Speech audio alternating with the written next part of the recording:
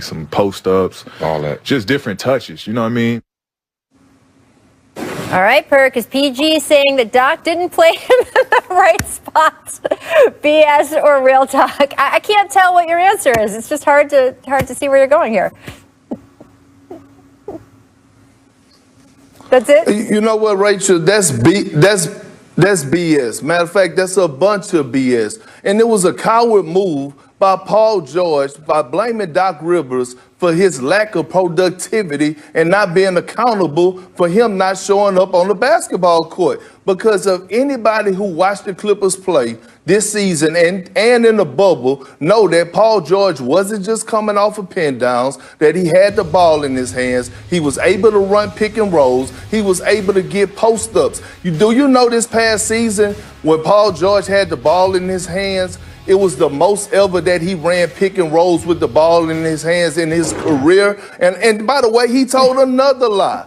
I'm pretty sure about this. Listen, Doc Rivers did not treat Paul George like he was Ray Allen, because you know why? Ray Allen not coming off of pin downs and missing wide open three-pointers. So I know that was a lie off the top. It was a cowardless move, in my opinion, and he should have held himself accountable and not throw Doc under the bus for him not performing the way he should have performed, period. Well, that's super strong, Perk, and I'm distracted by Richard not understanding where the camera is with his phone. Go ahead.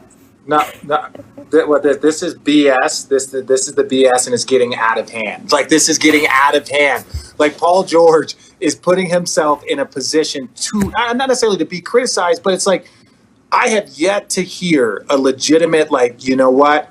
I need to be better. I heard him say that during the postseason, and he actually corrected himself. You saw he had some really good games after struggling a little bit. He was open about struggling in the bubble. And people have given Paul George, I don't want to say a pass, because he's one of the more talented players. He's one of the best two-way players in this league. He is the reason why one of the reasons why that they picked, I picked him to win the championship. But when you start criticizing your coach on the way out, you could easily have just said, hey, look, you know what? It didn't work out. There were some things that, there was some rhythm things. But to call out pick and rolls and then people go to the stats and say, wait, you played more pick and roll here than you ever did and a higher percentage of plays, that just shows that, like, look, at the end of the day, do I believe Paul George believes this? Yes. I believe that Paul George believes that it was Doc Rivers' fault. But ultimately, Perk and I both know this. When you're a superstar, when you have your own signature shoe from Nike, you're one of 5 guys with a signature shoe by Nike. Those things aren't just given out. Those are given out to the elite of the elite of the elite. You can't shoot shots off the side of the backboard in the fourth quarter after being up 3-1 in double digits in every single game. You can't talk about the coach and the rhythm and the pick and rolls. You can't do that. Well, you guys both talked about the numbers. Here they are. We can show them. And you're right, Perk. This was a career high for him.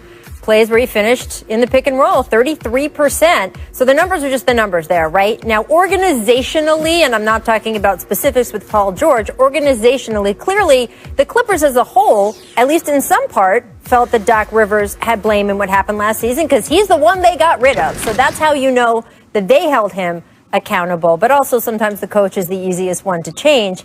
I think sometimes conversations like this happen when there's too much time in an off season. I'm not sure how this managed to happen in a short off season, but the bottom line for Paul George or anyone else on that Clippers team is that they have to be accountable this coming season. And I think the only thing that they have in their advantage on that score is if the expectations were very high going into last season. Richard, you said you picked them, right, to win a title. I don't think those expectations are that high this season, right? I mean, you guys aren't picking them as your favorite to win the title, so they can only beat them, right? Well, they should. The expectations should be high. The only reason why the expectations have dropped is because of their performance, right? Like, that's the key thing. It's not that somebody's injured or they lost a ton of people in free agency or they lost some. No, it's because we saw their performance or lack thereof. And so everyone's expectations have now dropped. But they are still one of the top 2 or 3 teams. If you tell me this year, with the roster that they have, if they play great, that the Clippers can win the championship, I would not be surprised. I wouldn't be like, yo, yeah, they have all the pieces there necessary to win a championship. It's just a matter of whether or not players play up to their capability. And it wasn't just Paul George. Kawhi Leonard was at fault at a lot of this too. He had a god-awful second half and a god-awful fourth quarter. So we can't just focus in on Paul George. It was the pairing of the two. And you know what's crazy is that some of my old coaches like Doc Rivers and Sam Cassell, some of my older brothers, my family from the Celtics, even Ty Lue would call me and Coach Rex, and say, Perk, you got the Lakers to winning the championship. That's how you feel? And I was like, yeah. For one of my many reasons is I didn't trust Paul George, and not in the crucial moments. From his history, even when you go back to Oklahoma City, I remember one game in particular. It was a closeout game in Utah, and he went, 2 for 15 from the field while Russ dropped 45. And after that, I saw his body language, and I could see it in his eyes, and I told him all season, I don't trust Paul George, and this is the reason why. Well, look, as someone who worked sidelines for some of his games in Indiana where they went toe-to-toe with LeBron, I know that Paul George has it in him.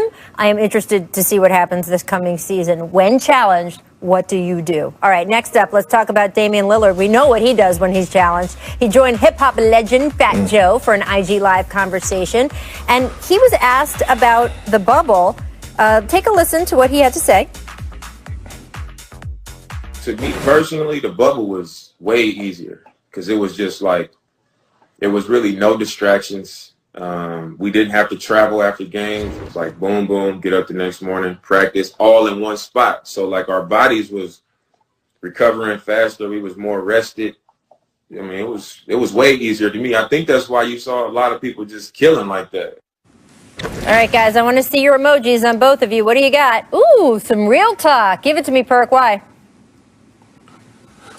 Look, one thing about it, I believe Dame Dollar is one of the realest that the NBA has ever seen, and he has never shown me any type of BS. So if we're gonna have him on this segment, BS or real talk, it's always gonna be real talk because Dame Dollar was dropping 50s in that bubble. So I believe every word that he's saying.